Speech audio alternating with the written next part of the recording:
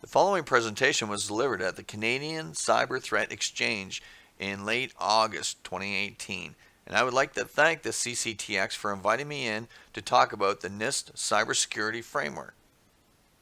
During this presentation, we're going to cover a number of different topics, including a brief introduction, the Nist Cybersecurity Framework updates that were released in April of this year for version 1.1. We're also going to talk about Special Publication SP 800-54 and also SP 800-171.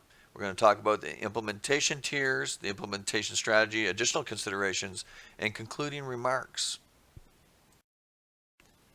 This is my introduction.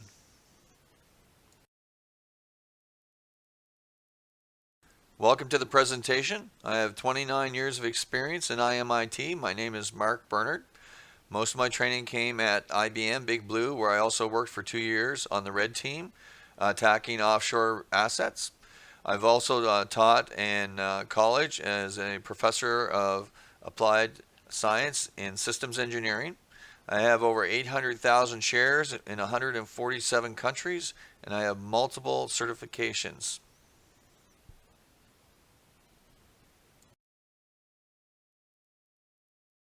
My experience spans 12 of 16 critical infrastructures, including the majority of that in the financial services area, as well as government, manufacturing of food, technology, clothing, logistics, and distribution, as well as telecom, nanotech, also pharmaceutical, legal services, and in the healthcare sector. In 2017, I created this mind map. Covers a number of different areas that I think are critical to any enterprise security program, including risk management, enterprise security architecture, monitoring communications, program management, knowledge management, governance, and integration. It's available at my website. The link is below if you're interested in downloading it as a PDF. Let's move into the main topic here. We're talking about framework controls. On the left is a control framework matrix that I've created by summarizing the Nist Cybersecurity Framework, which covers 5 domains: identify, protect, respond, detect, recover. There are 5 domains, 23 subsections, and 108 control points. And on the right is a beautiful reference model that I use to talk about the cybersecurity framework. As many of you probably know, the Nist Cybersecurity Framework came from Nist as the organization that creates standards for the federal government. It's also related to FISMA, which is actually a law, and that actually references Nist Act, which is also a law, and from that, Nist is empowered to create standards like the Special Publication 800-53 R4 and also the Nist Cybersecurity Framework. So these are legal obligations that companies in the critical infrastructure must follow. The Nist Special Publication 800-53 Revision 4 is soon going to be replaced by -5, which includes a brand new program management section, which I'm really excited about because this is the first time that Nist has had a program standard, and it's really cool, but it's very serious too. We'll talk about it later. In risk management, we often talk about context around the organization and the legal obligations that drive some of the operational procedures. FISMA Act drives Nist Act, which drives the creation of standards like Nist SP 800-53 R4 and also FIPS 200 and FIPS 199. These are legal obligations that businesses must follow. Within FISMA, it defines 3 principles that kind of guide all the rest of the work that it does. Those are based on confidentiality, integrity, and availability. These are the principles of information security. And it's nice to see an act that actually recognizes the fact that information is a separate entity from information systems. So it separates technology security from information security. FISMA is a good legal act. FIPS 199, Classified Information in Systems, is based on worst case scenario, and it assesses the impact to the business based on the impact to confidentiality, integrity, and availability.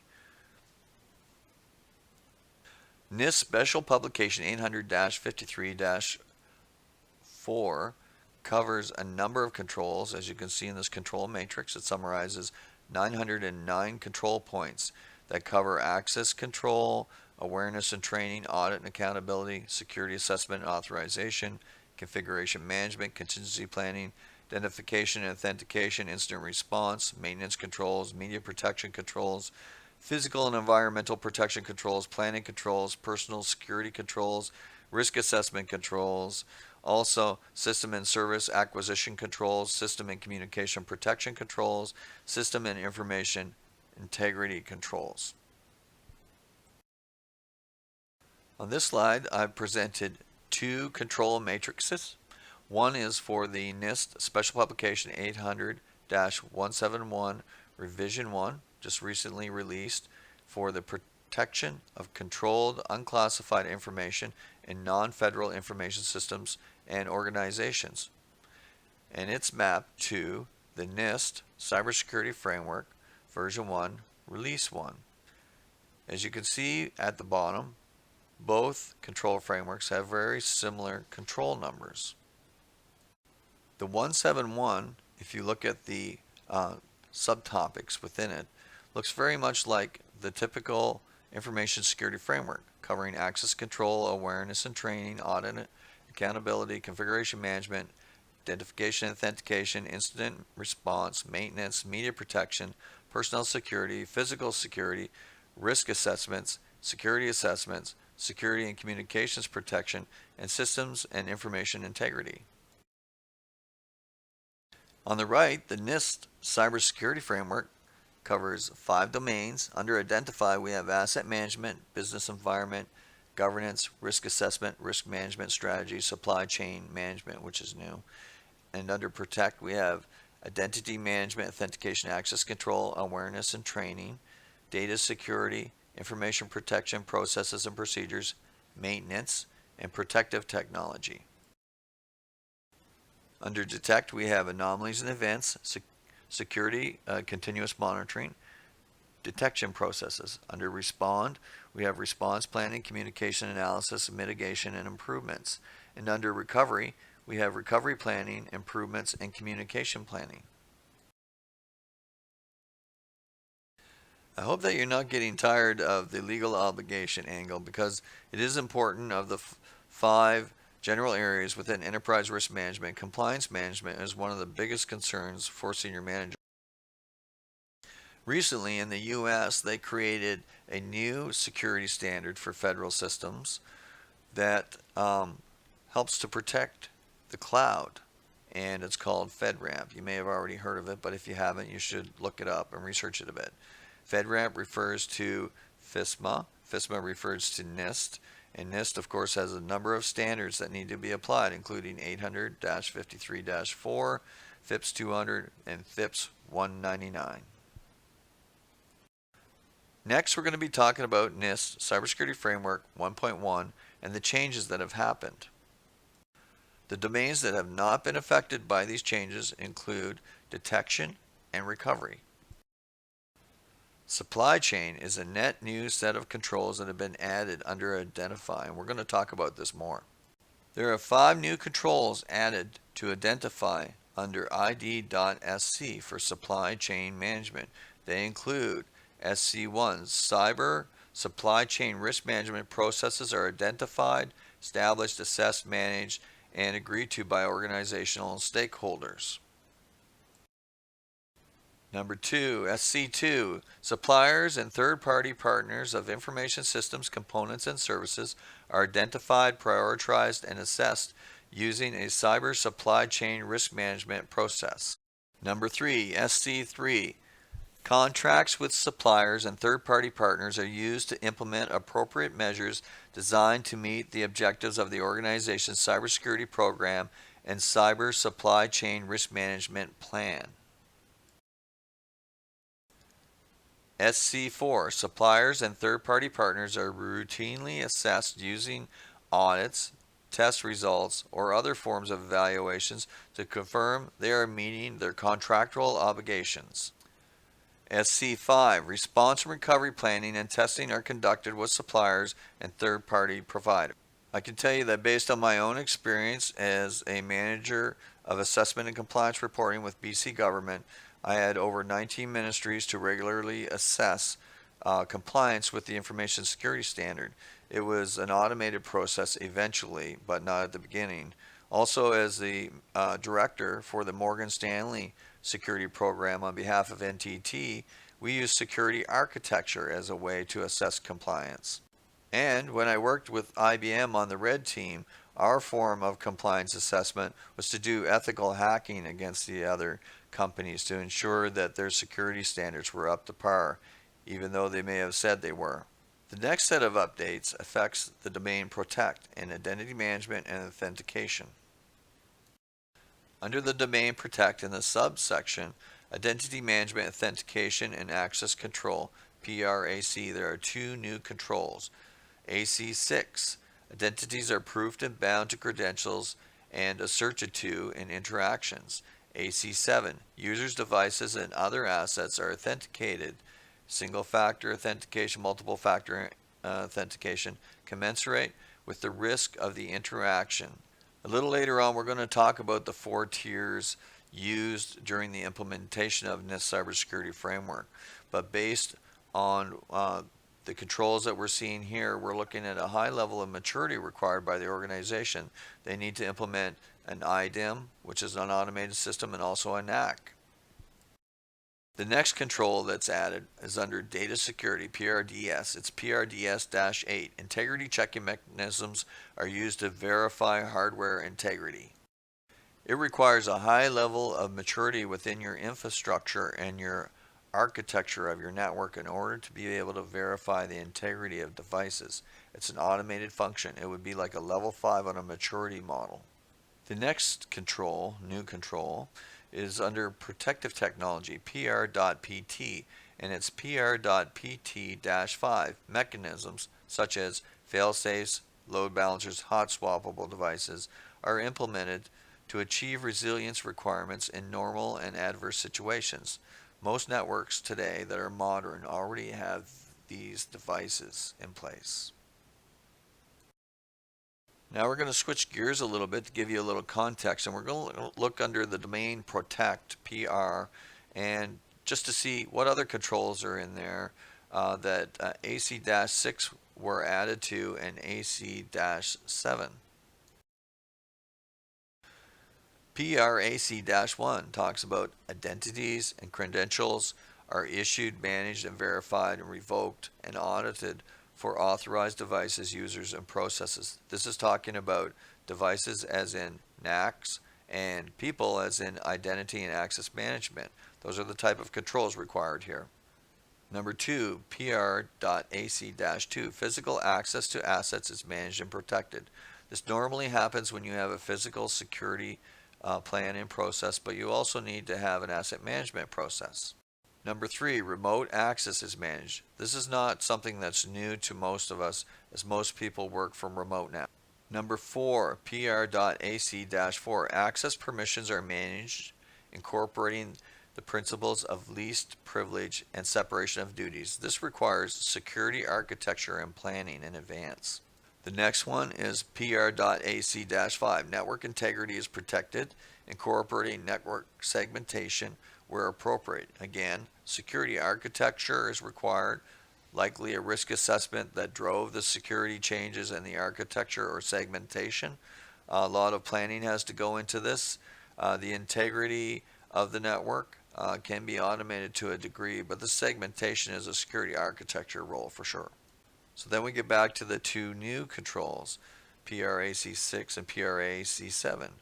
And now that you know that identity management has already been mentioned, as well as integrity checking within the network, the fact that you're going to be doing proofing of credentials as asserted by interactions, and also checking user assets to make sure that they should be assigned, these aren't really big leaps forward in the standard.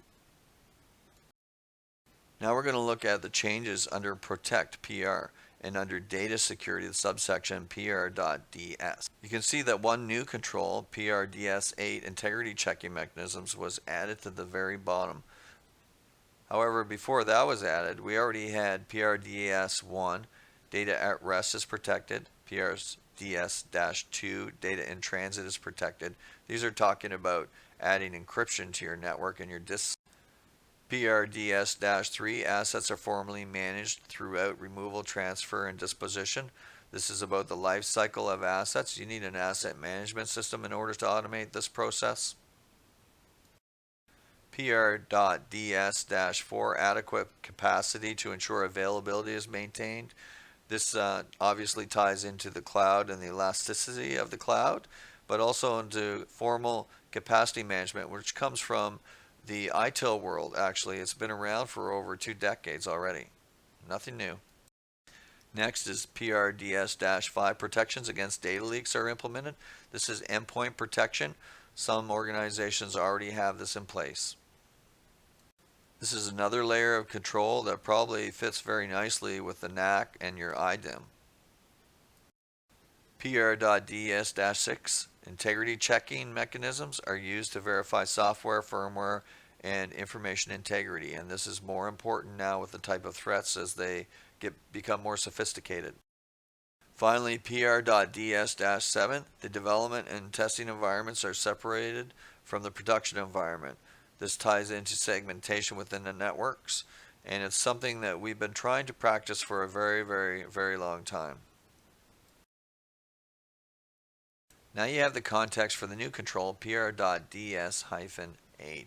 Integrity checking mechanisms are used to verify hardware integrity. Not a huge leap now that you have IDEM and a NAC in place. This can be done easily. Now we're going to look at the last control in this section under Protect. Protective Technology, PR.PT subsection.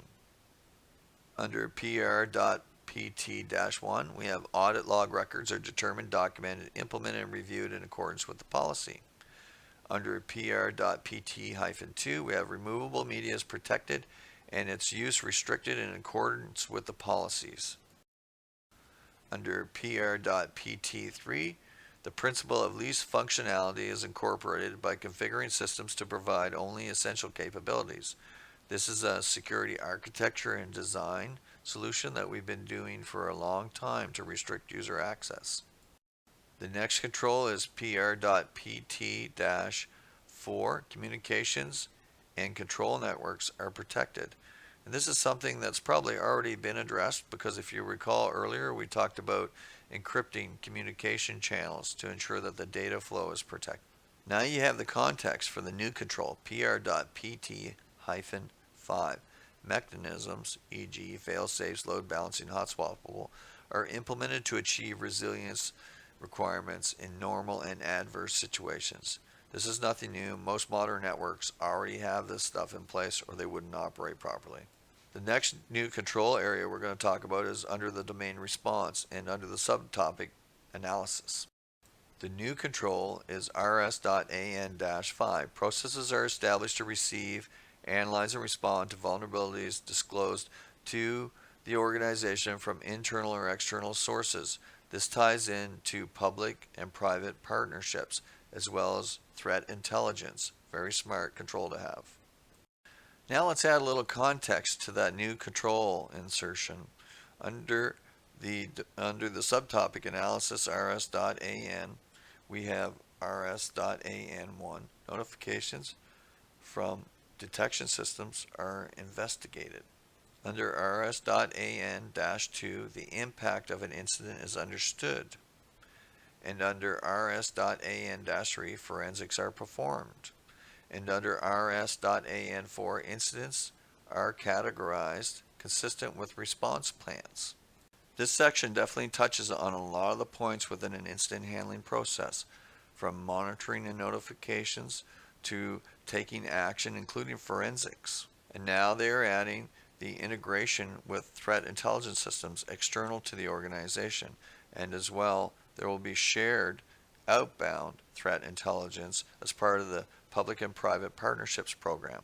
The next topic we're going to talk about are implementation tiers as defined by Nist Cybersecurity Framework. At first glance, the Nist Cybersecurity Framework tier structure looks like a maturity table. The table has 4 tiers. Adaptive at the top, below that repeatable, Tier 2 is risk informed, and Tier 1 is partial. This table, however, has a very specific focus, as you can see across the top of the columns. It talks about the risk management process, integrated risk management program, and external participation. This star chart is a good visual tool to use to demonstrate the levels of maturity within the process and the tier. Tier 4 for the risk management process includes the organization adapts to cybersecurity practices. Under Tier 3 in column Integrated Risk Management Program, the goal here is there is an organization-wide approach to managing cybersecurity risk. Under external participation in column 3, across to Tier 2, risk informed, the organization understands its role in the larger ecosystem. Now, what does that say to you?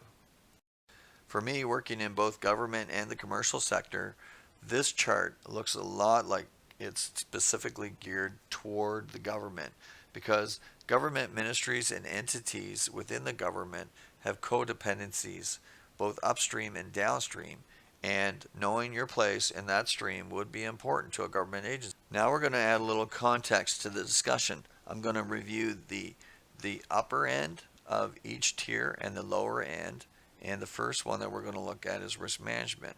So under tier level 1 partial risk management process, the organizational cybersecurity risk management practices are not formalized, and risk is managed in an ad hoc, sometimes reactive manner. Prioritization of cybersecurity activities may not be directly informed by organizational risk objectives, the threat environment, or business mission requirements. Now we're going to look at the upper end, Tier 4 adaptive risk management process. The organization adapts its cybersecurity practices based on previous and current cybersecurity activities, including lessons learned and predictive indicators or analytics. Through a process of continuous improvement incorporating advanced cybersecurity technologies and practice, the organization actively adapts to a changing threat and technology landscape and responds in a timely and effective manner to evolving and sophisticated threats. From a capability and maturity model, this sounds perfectly normal, but it would be applied to all practices, not specifically just risk management. So this is very focused and targeted for a specific reason. Now we're going to put some context around the middle tier, called Integrated Risk Management Program. Under Tier 1 Partial Integrated Risk Management Program, there is limited awareness of cybersecurity risk at the organizational level.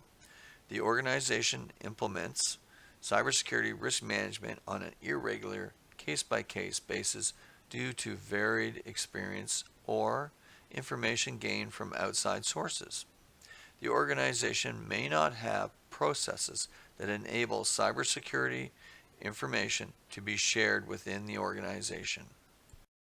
We haven't even gotten to the higher level, Tier 4, in the middle column under Integrated Risk Management Program, and you can see that the emphasis on public and private partnerships or sharing threat intelligence information within the government and the ministries is at the top of the priority list.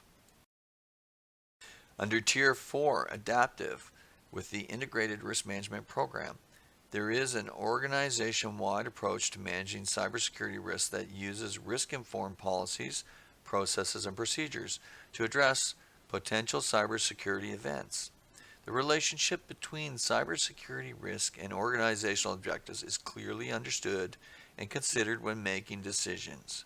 Senior executives monitor cybersecurity risk in the same context as financial risk and other organizational risks.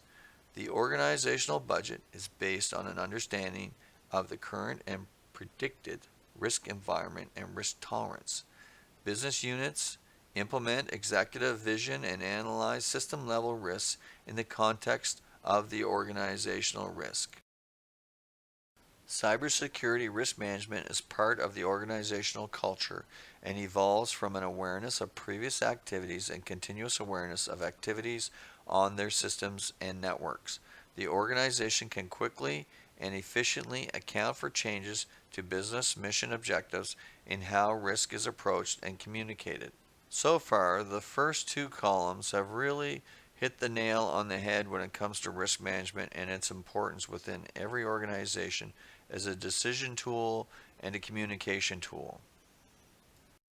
Now let's move on to external participation and Tier 1, partial. External participation. The organization does not understand its role in the larger ecosystem with respect to either its dependencies or dependents.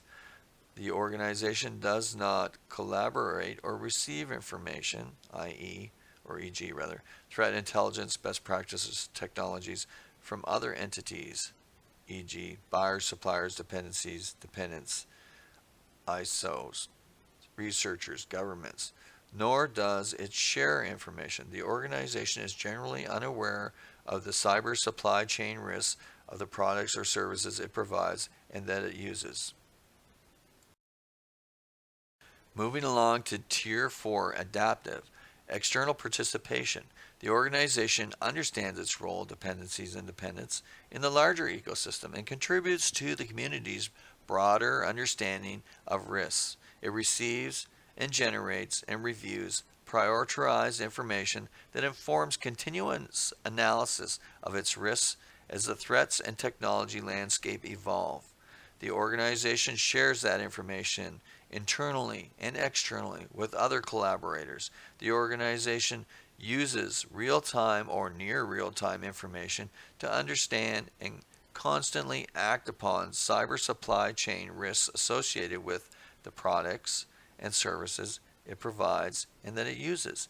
Additionally, it communicates proactively using, e.g., agreements and informal mechanisms to develop and maintain strong supply chain relationships. By now, you can probably see that this is not a capability maturity model or chart. It's in fact very focused on risk management and public and private relationships only. This approach is going to be problematic because an enterprise cybersecurity program consists of at least 12 different processes, including governance and vulnerability management and continual improvement, a number of things that are not even touched on here. So the focus is very narrow. Normally, in a capability maturity model, if you look at the green line as it goes from the top left to the bottom right, it reduces unplanned incidents or defects and of course the expenses that go along with it. And the blue line, in contrast, adds to the stabilization as you adopt new practices and set higher standards, and the organization matures. Now on this slide, I've pulled one control from each of the 5 domains just to talk about the level of maturity that the Nist cybersecurity framework is expecting to get out of organizations. And it might be easy for the government to use taxpayer dollars to provide the funding for their infrastructure, but in the commercial sector things work a little bit differently, and this is considered to be an investment or a risk mitigation activity, kind of like buying insurance. So the first control, ID.AM-1, talks about physical devices and systems within the organization are inventoried. This is not a simple routine matter for most organizations. Having an inventory of your physical devices is a good idea. It's actually a good risk mitigation activity. It's smart, in fact.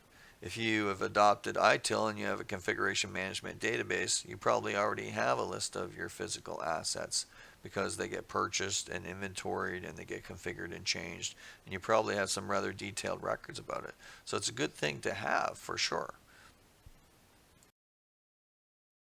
The next control we're going to talk about is PR.AC-1. Identities and credentials are issued, managed, verified, revoked, and audited for authorized devices, users, and processes. We're talking about an IDAM and an ACK here. And these are pieces of software that cost money. They have maintenance agreements, and they also require the dedication of a user who's going to manage and oversee and maintain the records, not to mention the integration with various departments, including human resources. Again, this is a great idea if you can afford it and if you have the funding to do it and you can justify it from a risk management perspective. The next control we're going to look at is DE.AE-1, a baseline of network operations and expected data flows for users and systems is established and managed. And this should be happening if you have a capacity management process where you're monitoring the volume of traffic in your network and addressing any sort of incidents or problems that arise due to thrashing or a throughput restriction, things like that that raise red flags. However, like the other two controls that we talked about, this requires a higher level of maturity within the organization. This is not a small mom and pop shop doing this. This is a mid-level enterprise or above. The next control we're going to talk about is RS.RP-1. Response plan is executed during or after an event, which is kind of an odd control the way they phrase that, because if you have a response plan, it's part of your incident handling process, and usually it's happening as the incident response process is happening. In any regard, this requires, again, a higher level of maturity within your organization. It's above a level 3. It's at least a level 4, maybe a level 5 on the capability chart. Finally, the fifth control that I'm going to talk about is RC.RP-1. Recovery plan is executed during or after a cybersecurity incident. A response plan is great if you have a formal incident management plan, and especially if you have developed a playbook. But these things are the type of tools that you need to invest in and you need to pay money for. And most organizations may see this type of risk exposure as part of doing business, so they're probably not going to invest in it if they're small. Most formal security or cybersecurity programs take 3 years to mature. They don't happen overnight, and they don't happen in a few months and not a year. But as you can see, the Nist cybersecurity framework has been pushing organizations to immediately get up to speed and implement a program. And you can tell by the curve it's quite a bit different than the others. However, it was initiated in 2014 and it's 2018 now.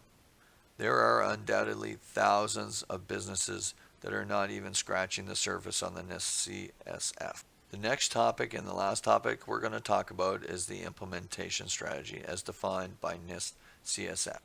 Nist recommends a 7-step process. First step, prioritize and scope. Second step, orient. Third step, create a current profile.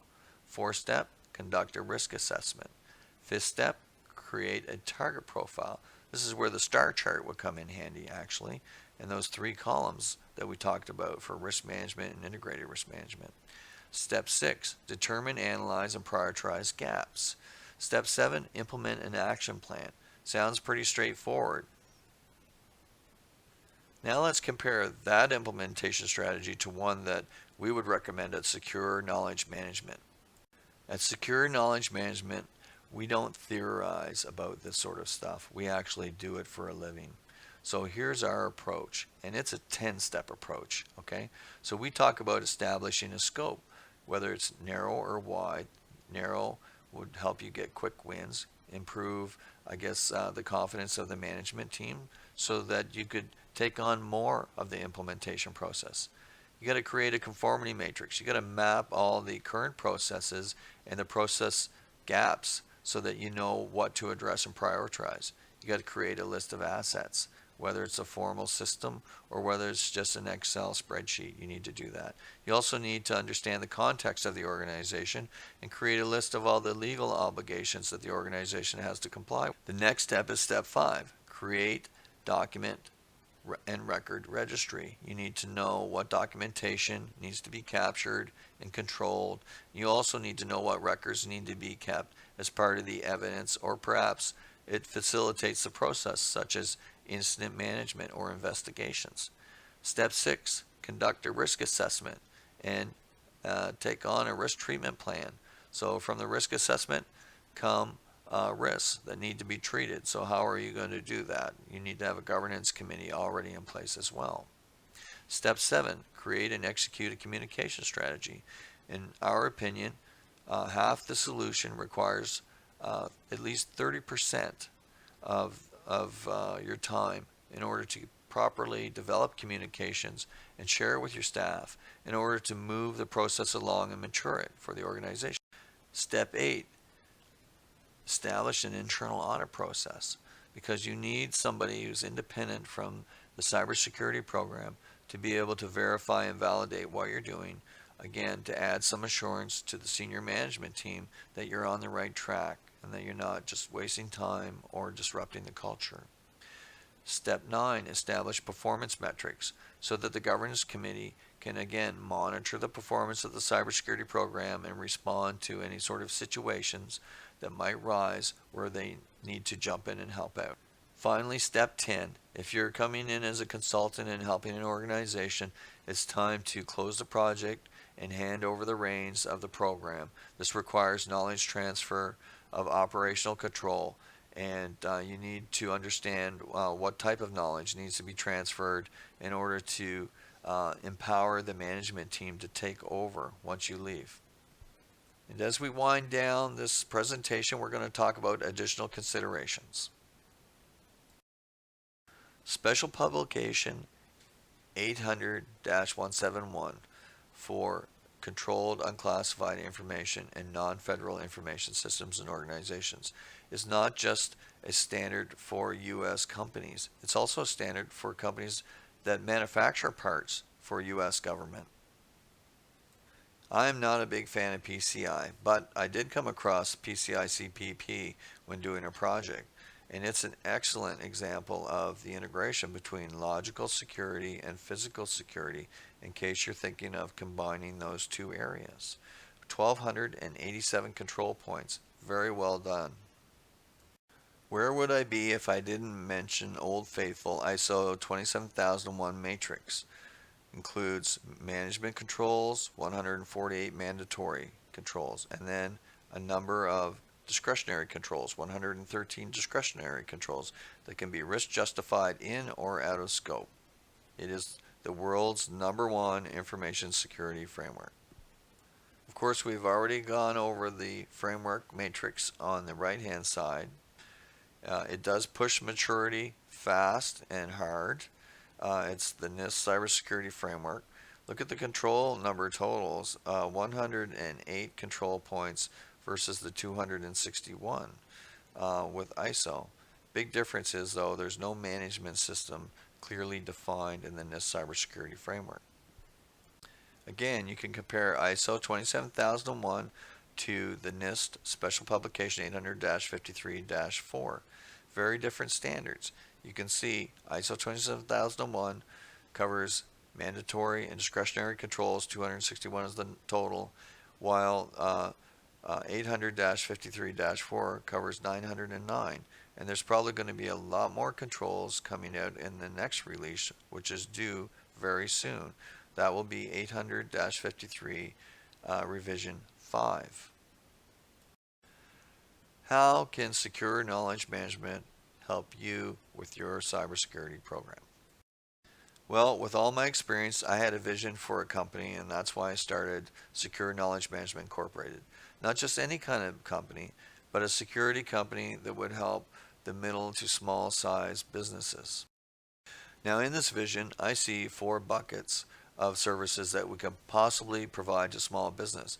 First of all, we can help the individuals get certified. We can also help businesses get certified. And then secondly, there are people who want to do it themselves. So we can provide all the materials, such as some of the ones that we discussed in this presentation. Also, there are some people who are just seeking expertise, and they want someone who's been there and done that and has the t-shirt. So we're definitely the people. And then finally, there are some people who can't do it themselves. They need to outsource the CISO role or the security manager role, or they need to outsource the internal audit or the monitoring role for the Security Operations Center. And we can help with all of those things. Just visit us on our website and drop us a line if you have a question. I want to thank the Canadian Cyber Threat Exchange operation for inviting me in to have this discussion with its members and allowing me to share this video with you over the internet. Thank you very much. My contact information is listed here if you'd like to contact me directly if you have any questions. If you are interested in some of the standards or the legal obligations that I discussed during my presentation, I've added them to the last slide so that you can copy them down or research them further. Thank you for your time and thank you for coming.